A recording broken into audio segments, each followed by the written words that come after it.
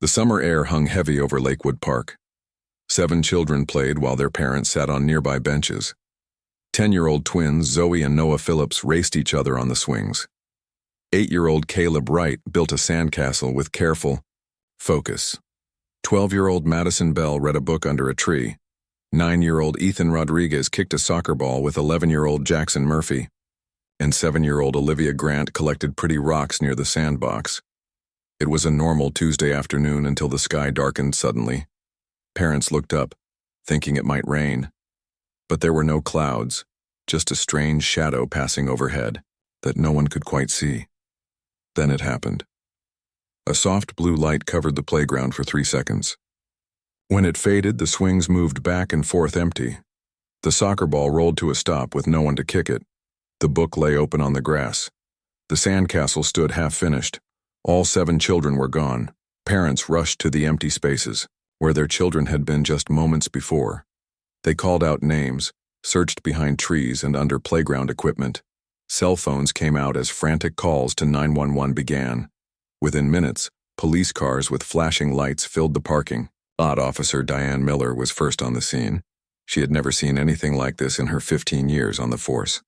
7 children vanishing at once with no sound, no struggle, and no witnesses who saw anything except a strange shadow and blue light.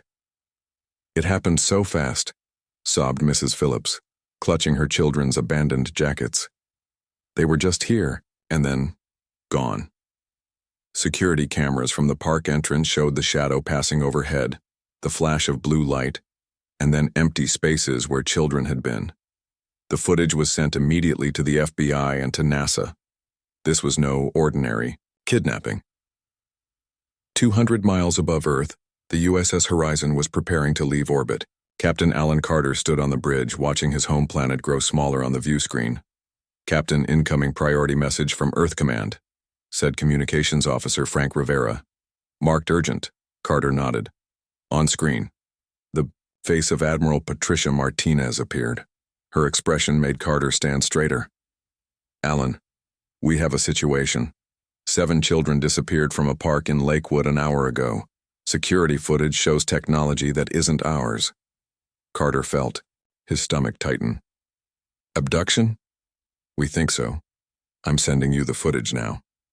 The video played on his screen.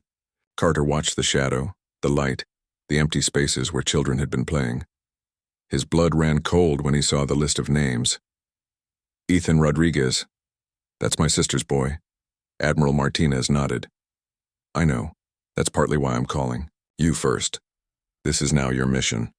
Deep space sensors detected an unknown vessel leaving Earth's atmosphere shortly after the incident. We're sending you the coordinates." Carter was already moving. "Course change," he ordered. "Lieutenant Powell, set course for these coordinates, maximum speed." Sam Powell, the ship's tactical officer, entered the new course immediately. "Sir, that takes us beyond the Jupiter defense perimeter. We'll be out of backup range." "Those are children out there, Lieutenant. My nephew is among them," Powell nodded. "Course set, sir. Maximum speed." Carter turned to his science officer. "Kayla, I need everything you can tell me about that shadow and the light signature." Kayla Washington was already analyzing the footage. "The technology doesn't match anything in our database, Captain. It's not Varanian or Krell, our usual suspects. This is something new, or very old." Dr. Lisa Morgan, the ship's xenobiologist, joined them on the bridge. "Captain, I've reviewed the medical scans from the park area. There's residual DNA mapping energy. Whatever took those children was scanning them first, specifically." Carter's jaw tightened. "They targeted human children deliberately. Why?" "No. One had an answer. 3 days later, the USS Horizon reached the coordinates where the unknown ship had last been detected. There was nothing there. Scan for residual engine signatures," Carter ordered. Powell worked his console. "Sir, there's an unusual warp signature leading toward the outer rim. It doesn't match any known species." "Follow it," Carter said. He hadn't slept more than 4 hours since leaving Earth. Every time he closed his eyes, he saw his nephew's face. "Captain," Rivera called from communications, "we're being hailed." "By whom?" "There's nothing out here." Unknown source, sir? The signal just appeared. Carter straightened his uniform. On screen. The view screen flickered, then showed a tall, gray-skinned being with large oval eyes. Its head was hairless and slightly too large for its thin body. Carter recognized the species immediately. Varanian, he said coldly. Captain Carter of Earth vessel, the alien spoke in perfect English. I am Chief Researcher Zelvax. Your ship is pursuing the same vessel we are tracking. Carter's eyes narrowed.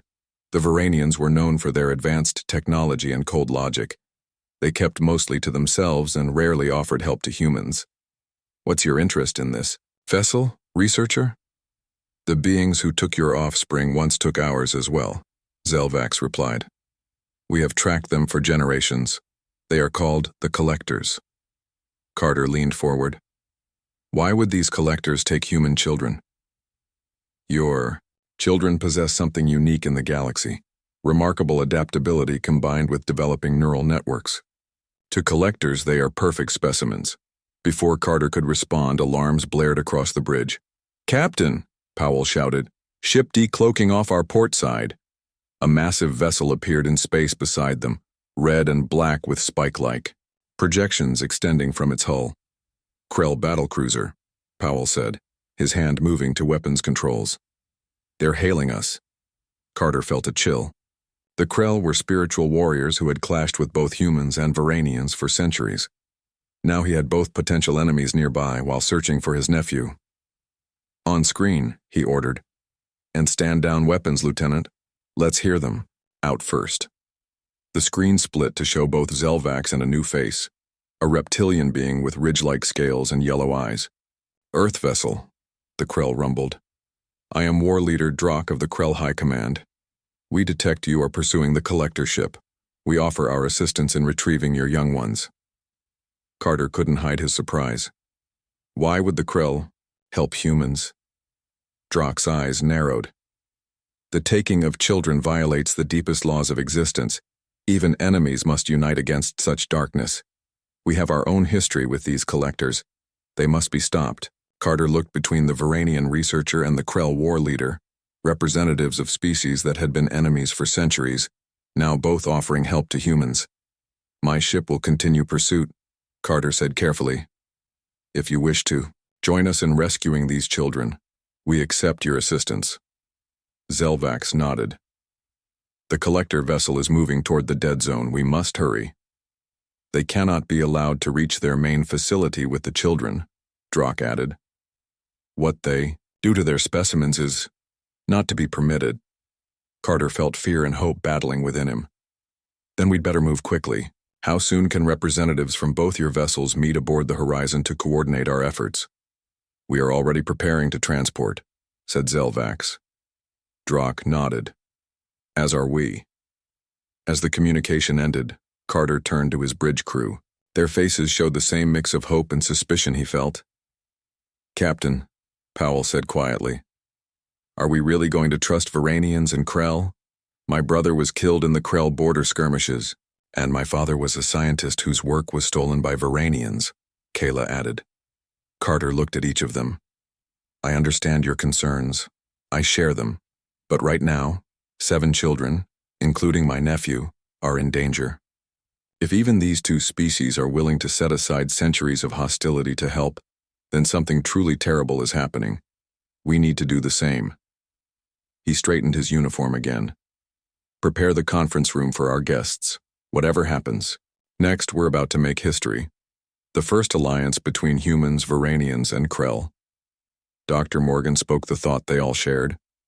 What could be so terrible that it would unite 3 enemy species? They would soon find out. The conference room of the USS Horizon had never held such an unusual group. Captain Alan Carter sat at the head of the table. To his right were his officers, Lieutenant Sam Powell, Dr. Lisa Morgan, and Science Officer Kayla Washington. To his left sat Chief Researcher Zelvax with 2 other Varanians, their gray skin almost shimmering under the lights. Across from them, War Leader Drock and 3 Krell warriors sat stiffly, their scaled skin and yellow eyes making them look dangerous, even when still.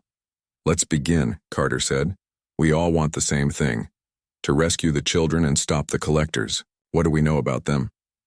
Zelvac spoke first, his voice calm and even. The collectors are nomads who gather unique specimens from across the galaxy. They took Varanian children 273 years ago. We tracked them, but were unable to recover our young ones. They took Krell young ones over 1,000 years ago, Drock added, his deep voice rumbling. We have hunted them ever since. They appear every few centuries to collect new specimens. But why? Dr. Morgan asked. What do they do with the children they take? The Varanian and Krell exchanged glances. It was unusual to see such different species share a look of understanding. They do not simply study, Drock said finally. They transform. A heavy silence fell over the room. Transform how? Carter demanded. Zelvax pulled out a small device and placed it on the table. A hologram appeared showing alien children in transparent chambers. They alter them, change their genetic structure. Our records show they have been doing this to various species for thousands of years. For what purpose? Kayla asked. Unknown, Zelvax admitted. Our theories suggest they are creating specialized beings for some function. The children are chosen carefully. They take the best examples from each species. Lieutenant Powell leaned forward. How do we find them? We have tracked their warp signature to the edge of the dead zone, said one of the other Varanians. Our sensors are more advanced than yours. We can guide your ship. Drock nodded. And our weapons are stronger. We will provide you with temporary upgrades. Powell's eyes widened. The Krell never shared their weapon technology. Why would you do that? He asked suspiciously. Drock turned his yellow eyes to Powell. You lost a brother to my kind in the border. Conflicts. I lost a sister. We are not friends, human. But the collectors are enemies to all living things. Even enemies can find common ground when children are at risk. Carter studied both alien groups. We'll need to work together. Share. Technologies, tactics, information. This is unprecedented. So is the taking of Earth children, Zelvac said. The collectors have not targeted humans before. This is a significant change in their pattern. Dr. Morgan looked troubled. You said they choose carefully. What makes human children special? Your offspring have unique qualities, Zelvax explained. They combine high emotional intelligence with remarkable adaptability. Human brains develop neural pathways differently than any other species we have studied. The spirit burns brightly in human young ones, Drock added. Even we can see this. They feel deeply yet adapt quickly. It is rare. Over the next several hours, the three species created a plan. The Varanians would upgrade the Horizon's sensors to track the collector ship. The Krell would enhance the human vessel's weapons and shields. Together, they would pursue the collectors to their destination. Working together proved difficult. Krell engineers bristled when humans asked questions about their technology. Bereniano. Scientists seemed annoyed by what they saw as primitive human systems. Humans were uncomfortable having aliens roaming their ship. In engineering, a Krell warrior named Grek bumped into Lieutenant Powell. Old tensions flared. Watch where you step. Krell, Powell snapped. Grek growled. Your ship is too small, human. Like your understanding. They might have come to blows if Dr. Morgan hadn't stepped between them. My understanding may be small, she said firmly. But I know this. There are 7 children who need us to work. Together. Can you both understand that? The men backed down, embarrassed. On the bridge, Kayla worked with a Varanian scientist named Telmore to calibrate the new sensor array. Your technology is quite primitive, Telmore remarked. Kayla bit back an angry reply. Maybe, but we developed it ourselves in just a few hundred years. How long did it take Varanians to reach this level? Telmore paused. A fair point. Your species develops quickly. And we're good at using whatever tools we have, Kayla added, even if they're not the most advanced. As they worked, they began to find points of connection. Telmore was interested in Kayla's approach to sensor calibration, less precise than Varanian methods, but more intuitive. Kayla appreciated the elegant design of Varanian technology. In the weapons bay, Powell reluctantly admitted that Krell targeting systems were superior to human ones. Grech, in turn, was impressed by human creativity in combining different technologies. Captain Carter met with Zelvax and Druck in his ready room. They studied star charts of the Dead Zone, a region of space with few habitable planets. Our latest scans show the collector vessel has stopped in this system, Zelvax said, pointing to a star near the center of the map. It orbits a dead world. What's their ship like? Carter asked. Druck brought up an image on his device. Large, built from pieces of many different civilizations. They take more than just living specimens. The ship was massive, at least 5 times the size of the Horizon. It looked like a patchwork of different technologies, some parts gleaming and new, others ancient and worn. How do we get inside? Carter asked. We have developed a plan, Zelvax said. Using Krell cloaking technology and our sensor jamming devices, a small team can infiltrate the vessel. I will lead my warriors, Druck stated. And I must go to operate our technology, Zelvax added. Carter nodded. I'm going too. My nephew is on that ship. Captain, regulations state, Powell began. I know the regulations, Lieutenant, but these are human children. We need a human on that team who will put their safety first. Carter looked at both alien leaders. No offense intended. None taken, Zelvax replied. It is logical. A warrior goes where his heart demands, Druck agreed. As the 3 ships, human, Varanian, and Krell, traveled together toward the Dead Zone, something unexpected began to happen. The crews, forced to work closely together, started to see each other as individuals rather than simply aliens. Dr. Morgan found herself deep in conversation with a Varanian medical officer about different approaches to healing. Powell taught a group of Krell about human card games during a break. Kayla and Telmore developed a new system for scanning that combined their technologies. Captain Carter observed these changes with surprise and hope. 3 days ago, these species had been suspicious allies at best. Now they were finding common ground. In his quarters that night, Carter looked at a picture of his nephew Ethan. The boy was smiling, holding a soccer ball. We're coming for you, he whispered. All of us. The ship's computer announced their arrival, at the edge of the Dead Zone. Carter put the photo away and headed to the bridge. Ahead of them lay the unknown, the collector ship, and whatever fate had befallen the 7 children from Lakewood Park. The unlikely alliance was about to face its greatest test. The 3 ships hovered at a safe distance from the collector vessel. Through the view screen, Captain Carter studied their target. It was unlike anything he had ever seen. A massive structure that seemed built from pieces of different ships and stations. Some sections gleamed with new technology while others looked ancient. It's like they've taken parts from every civilization they've visited, Dr. Morgan said quietly. Zelvax nodded. The collectors are gatherers of technology as well as living specimens. They have been doing this for thousands of years. In the Horizon's shuttle bay, the infiltration team prepared. Captain Carter checked his gear one last time.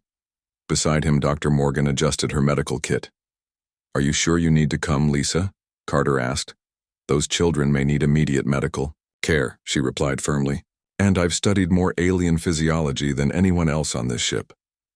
The bay doors opened to admit War Leader Druck and 3 Krell warriors. They wore light armor that seemed to shift colors slightly, adapting to the lighting. Cloaking armor, Druck explained when he noticed Carter watching. It will help hide us from their sensors. Minutes later, Chief Researcher Zelvax arrived with 2 Varanian specialists. They carried small devices that hummed softly. Sensor jammers, Zelvax said. They will make us invisible to most detection systems. Lieutenant Powell approached the group. The shuttle is ready, Captain. We've integrated the Krell cloaking technology and Varanian sensor modifications. Carter nodded. You have command of the Horizon until we return, Lieutenant. If we're not back in 6 hours, you're to return to Earth with what you've learned. Powell looked like he wanted to argue but simply said, Understood, sir. Good luck. Keep the ships at ready, Carter told him. If anything goes wrong, we may need a quick exit. The shuttle departed the horizon, moving silently toward the collector ship. Inside, the team sat in uneasy silence. Humans, Varanians, and Krell had never worked together like this before. "We should review the plan," Carter said finally.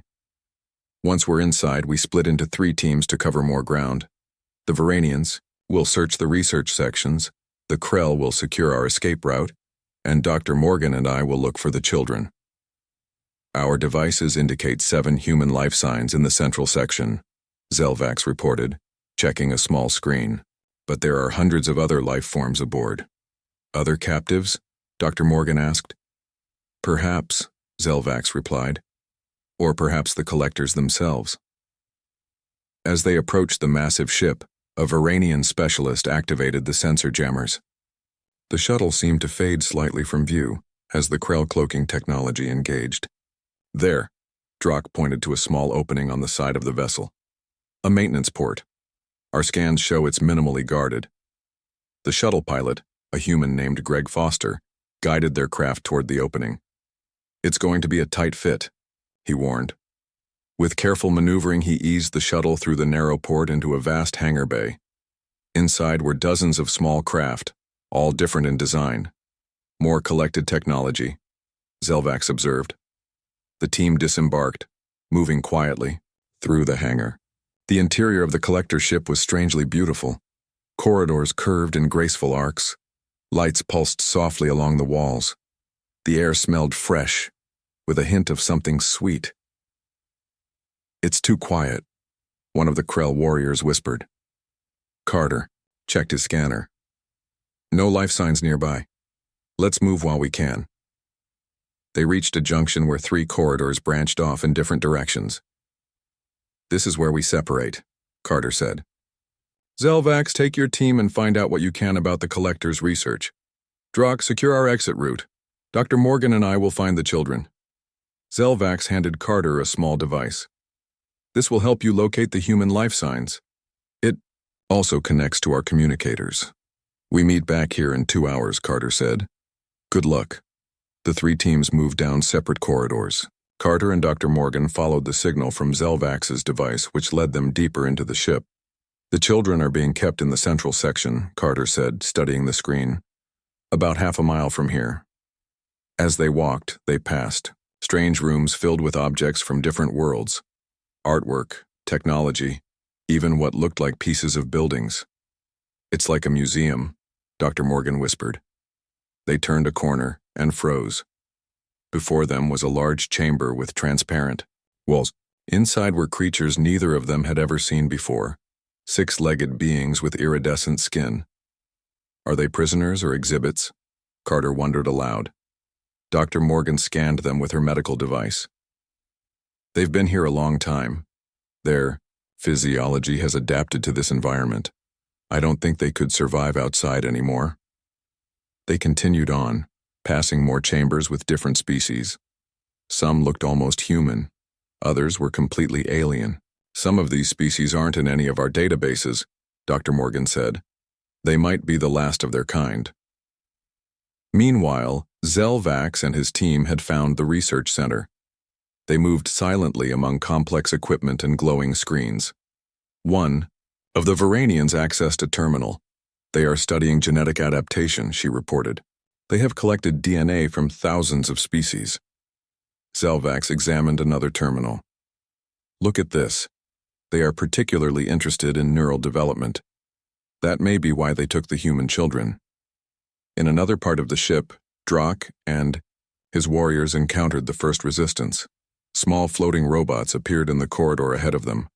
The robots scanned the area, their sensors passing over the Krell despite the cloaking technology. "They can detect us," one warrior warned. "Then, we fight," Drock replied. He raised his weapon and fired, destroying one robot. The others immediately changed formation and returned fire. The Krell warriors took cover. "These defense systems adapt quickly," Drock observed. "They are learning our tactics." Back in the central section, Carter and Dr. Morgan finally reached their destination. Behind a large circular door, their scanner showed 7 human life signs. "This is it," Carter said. He studied the door mechanism. "I can't see how to open it." Dr. Morgan noticed a panel on the wall with a handprint outline. Maybe it's touch-activated. She reached out cautiously and placed her hand on the panel. The door slid open silently, revealing a large chamber. In the center were 7 transparent pods arranged in a circle. Inside each pod was one of the missing children, floating in a clear liquid. They appeared to be sleeping. Carter rushed to the pod containing his nephew Ethan. The boy's face was peaceful, his eyes closed, tubes connected to his head and arms. Are they alive? Carter asked anxiously. Dr. Morgan scanned the pods. Yes.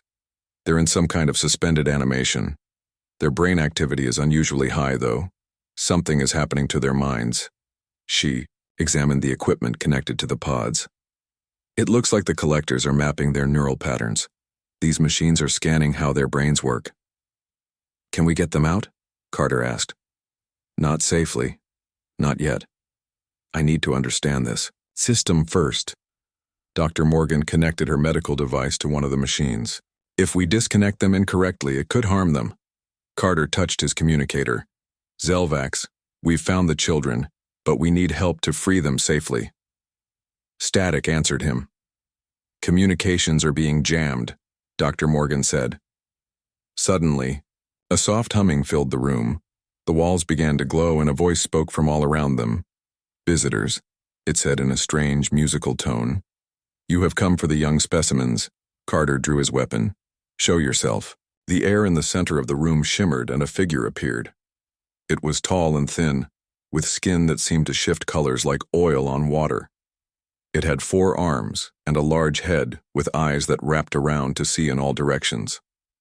I am Collector, it said, and you are the first rescue party to reach this far in 700 years. Carter kept his weapon raised. Those are human children you've taken. We've come to bring them home. The Collector tilted its head. Home? They are meant for something greater than your small world. They are perfect specimens, chosen carefully for their potential. Potential for what? Dr. Morgan asked. To become more than they are, the Collector replied. To evolve. As they spoke, alarms began to sound throughout the ship. The Collector looked up, its eyes blinking rapidly. Your other teams have been discovered, it said. How unexpected. Varanians and Krell working with humans. This confirms our assessment of your species' importance. Carter's communicator crackled to life. Drock's voice came through, strained with effort. Captain, we are engaged with defense systems. They adapt to our weapons too quickly. We cannot hold our position long. Then Zelvax's voice. Captain, the ship's systems are activating some kind of jump sequence. They're preparing to leave this space. The Collector moved closer to Carter. You cannot stop what has begun. These children will help us understand the next path of evolution. They are the bridge between worlds. Carter raised his weapon higher. They're going home with us. Now. The Collector looked at Carter's raised weapon with what seemed like curiosity. Your device cannot harm me, it said calmly. We have evolved beyond such concerns. Carter kept his weapon steady. I'm not interested in harming you. I just want the children back. The Collector moved around the chamber, its movements fluid like water.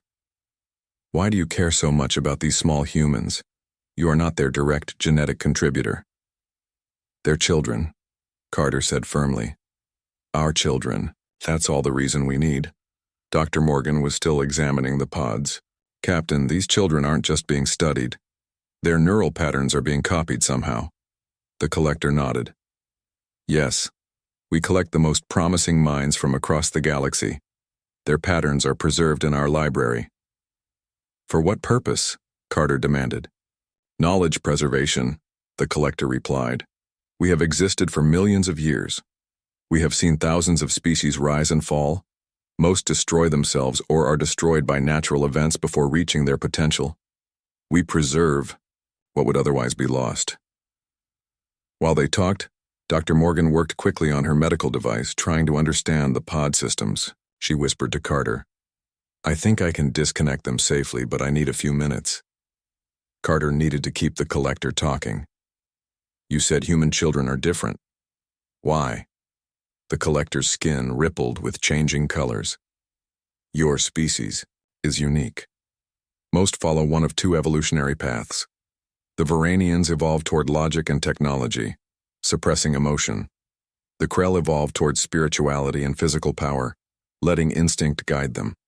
Humans walk both paths simultaneously. Outside the chamber, the sounds of fighting grew louder. Drak and his warriors were engaged with more security robots. Zelvax and his team were racing back toward the meeting point, pursued by floating spheres that fired energy beams. On the bridge of the USS Horizon, Lieutenant Powell monitored the situation with growing concern. "We've lost contact with the captain," he told Kayla, "and I'm detecting energy buildups in the collector ship. They're preparing for some kind of jump." "To where?" Kayla asked, studying her readouts. "Unknown," Powell replied. "But if they jump with our people still aboard." The commanders of the Varanian and Krell ships contacted Powell. "Your captain is still inside," the Varanian commander said. "We must take action before the collector ship jumps." "What do you suggest?" Powell asked. "A coordinated attack," the Krell commander growled. "Target their engines." Powell hesitated. "If we miss, we could hit the section where the children are being held." Kayla studied her console. "Not if we use a focused EMP burst. The Varanians can identify the ship's power core. The Krell can target it precisely and we can deliver the burst." Powell nodded. "Start working on it. But we need to give the captain more time."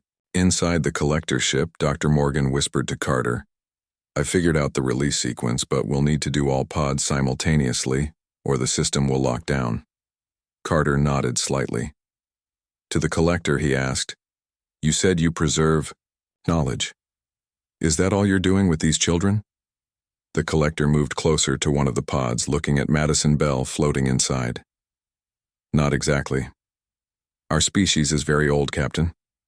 We have evolved beyond physical form in many ways, but we are fading. We have been searching for a species that could carry our knowledge forward." "You're dying out," Carter realized. "In a manner you would understand, yes. We need successors. We have tested many species. None have been suitable," the collector explained. "Until now." Dr. Morgan's eyes widened in horror. "You want to use these children as vessels for your consciousness?" "They would become more than they are," the collector said. "They would carry the knowledge of millions of years, thousands of civilizations. But they wouldn't be themselves anymore," Carter said angrily. "They'd lose who they are." "A small sacrifice for such evolution," the collector replied. Carter's communicator crackled. "Captain," Powell's voice came through, breaking with static. "The collector ship is powering up jump engines. We're preparing a coordinated attack to disable them. You have 10 minutes to get out." The ship rumbled around them. Lights flickered. "Your allies are persistent," the collector noted. "But it will not matter. We have jumped between dimensions before. We will do so again." Dr. Morgan caught Carter's eye and nodded slightly. She was ready. "Let me offer you an alternative," Carter said to the collector. "Instead of taking our children, work with us. Create a database of your knowledge. We could establish an exchange program. Adult volunteers from all our species who choose to learn from you." The collector paused, its colors shifting slower. "Voluntary exchange? This concept is unusual, but possible," Carter pressed. "Adults who choose to learn from you rather than children who have no choice." The ship shook more violently. Alarms blared louder. "Your allies are attacking my ship," the collector observed. "They're trying to prevent you from jumping away with the children," Carter explained. "But there's a better way. We can work together. No one needs to be harmed." The collector seemed to consider this. Its colors shifted between blue and green. Before it could respond, the chamber door burst open. Drak and his warriors entered, weapons ready. Seconds later, Zelvax and his team arrived from another entrance. "The exit route is compromised," Drak reported. "We must find another way out." "And quickly," Zelvax added. "This ship will jump in approximately 8 minutes." The collector looked at the three species standing together. humans, Varanians, and Krell. This alliance is unprecedented in our observations. 3 traditionally hostile species working together to save offspring not their own. That's what you're not understanding, Carter said. We protect children, all children, even when they're not our own. That's a value that all 3 of our species share, despite our differences. The collector's colors shifted to a deep purple. Perhaps there is more to learn from your species than we realized. The ship rocked violently as another attack hit. Power flickered throughout the chamber. 7 minutes to jump, Zelvax warned. We need to release the children now, Dr. Morgan said urgently. The collector floated silently for a moment, then moved to the central control console. Your offer is intriguing, Captain. Voluntary exchange rather than collection. It touched the console with one long finger. All 7 pods hissed open at once. The clear liquid drained away and the children began to stir. Take them, the collector said. But know this. The challenges that destroyed countless species still await you. Without guidance, you may not survive. Carter rushed to Ethan's pod, lifting the boy carefully. Dr. Morgan checked his vital signs. He's okay, she confirmed. They all seem fine. The other team members each took a child. Drock himself gently lifted Olivia Grant, the smallest child, holding her with surprising tenderness. We need to move now, Zelvax urged.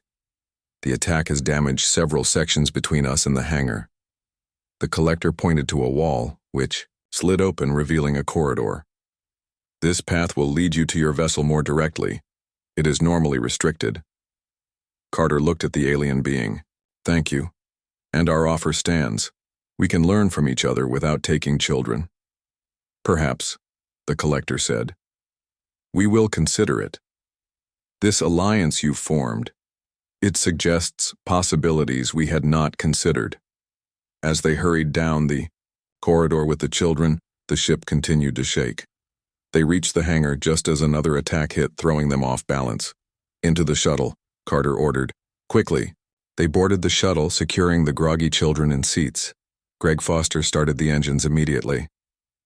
The hangar doors are closed, he reported. As if in response, the massive doors began to open. On the shuttle's communication screen, the collector appeared. An exchange of knowledge, it said. We will contact you again, Captain Carter. Your species has much to teach us, it seems. The shuttle shot out of the hangar just as the collector ship began to glow with energy. Foster pushed the engines to maximum, racing toward the horizon. Behind them, the massive collector vessel shimmered and vanished in a flash of light, jumping to another dimension or distant part of space.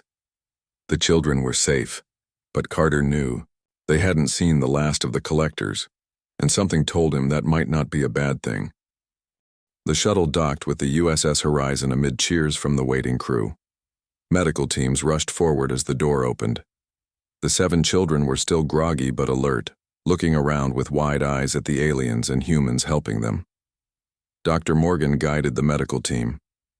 They appear physically unharmed, but I want complete scans to make sure there are no lasting effects from whatever the collectors did. Captain Carter carried his nephew Ethan, who blinked up at him in confusion. Uncle Alan? Where am I? You're safe now, Carter said gently. We're taking you home. In the medical bay, the children were examined carefully. The twins, Zoe and Noah Phillips, clung to each other, unwilling to be separated even for tests. Madison Bell, the oldest at 12, asked dozens of questions about the ship and the aliens. Jackson Murphy stared in fascination at Drock and the other Krell warriors.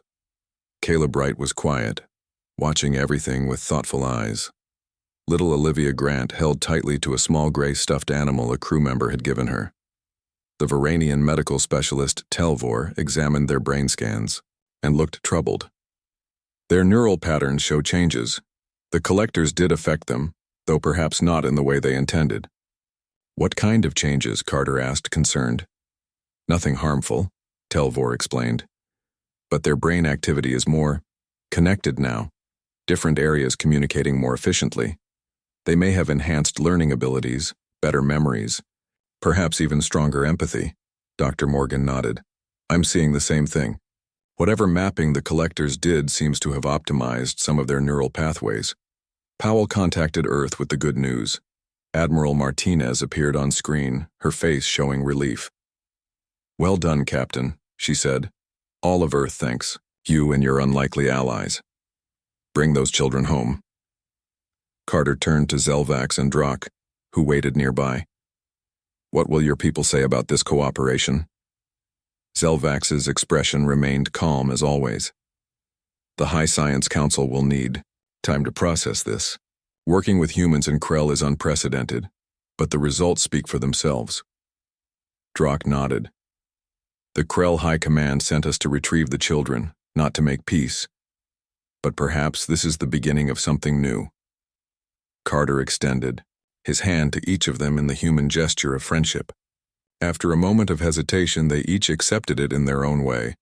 Zelvax with a precise, formal grip, and Drock with a firm warrior's clasp. I never thought I'd see this day, Powell said, watching from nearby. When I lost my brother in the Krell conflict, I thought we'd always be enemies. War is easier than peace, Drock rumbled, but not always better. As the three ships prepared to return to their respective territories, Carter invited the alien leaders to a final meeting in the Horizons conference room. There, they discussed what they had learned and what might come next. The collectors said they would contact us again. Carter reminded them, I believe they will. We should be prepared to present a united front. You suggest a permanent alliance? Zelvax asked. Carter nodded. At least an ongoing dialogue. We've proven we can work together when needed. Maybe we can build on that. It would be unprecedented, Zelvax noted. So was this mission, Carter replied. And yet here we are. Drock looked thoughtful, his yellow eyes narrowed. The Krell have a saying. Enemies made in blood can only be unmade by blood spilled together in common cause. Perhaps this is such a time. They agreed to propose formal diplomatic meetings to their governments. It would be complicated, with centuries of distrust to overcome, but the first step had been taken. Before parting, they shared a meal together, a simple gesture that would have been unthinkable just days before. Human, Varanian, and Krell food sat side by side on the table. Not everyone could eat everything, but the sharing itself mattered. 6 days later, the USS Horizon returned to Earth orbit. The children were reunited with their families in a private ceremony at Starfleet headquarters. There were tears, hugs, and many questions that would take time to answer. Ethan ran to his mother, Carter's sister, who embraced him tightly. You brought him back? She said to Carter, her voice breaking with emotion. I had help, Carter replied, thinking of the unlikely allies who had made it possible. In the weeks that followed, the children were monitored closely. As Telvor had predicted, they showed enhanced learning abilities and stronger empathy. Madison, Bell learned Varanian in 2 weeks. The Phillips twins could now sense each other's emotions even when separated. Caleb Wright solved complex mathematical problems far beyond his age level. Ethan Rodriguez developed an uncanny ability to understand others' feelings. 2 months after the rescue, the first formal diplomatic summit between humans, Varanians, and Krell took place at a new space station named Unity. Captain Carter attended along with Admiral Martinez. Zelvax represented the Varanian High Science Council. Drock came as an advisor to the Krell High Command. The talks were difficult, with centuries of misunderstandings and conflicts to address. But progress was made, small step by small step. One evening during a break in the negotiations, Carter found himself standing at a viewport with Zelvax and Drock, looking out at the stars. Do you think they're still out there? Carter asked. The collectors? Without doubt, Zelvax replied. They have existed for millions of years. They will not simply disappear. Next time, perhaps they will ask before they take, Drock added. Carter nodded. And perhaps we'll have something better to offer them than our children. At that moment, his communicator beeped. It was a message from his sister with a video attached. He played it, and Ethan's face appeared on the small screen. Hi, Uncle Alan, guess what? All 7 of us are going to the same school now. The doctors say it's better if we stay together because we're all, what do they call it, Mom? Oh yeah, neurologically enhanced, but we're still just kids. The boy's face grew serious. I had a dream last night about those aliens who took us. They weren't really bad, were they? Just different. They were lonely. Maybe someday we can be friends with them too. As the message ended, Carter looked up to find both Zelvax and Drock watching with interest. The wisdom of children, Drock said softly. Perhaps they see more clearly than we do. A fascinating perspective, Zelvax agreed. The collectors chose, well, even if their methods were flawed. Outside the viewport, 3 stars seemed to shine brighter than the others, forming a triangle against the black of space, 1 blue, 1 red, 1 white. Human, Varanian, and Krell. Former enemies, now cautious allies, united by their shared belief that children, all children, deserved protection. And somewhere out in the vastness of space, the collectors watched and waited, considering Captain Y. Carter's offer of voluntary exchange. Perhaps there was more than one path to evolution after all.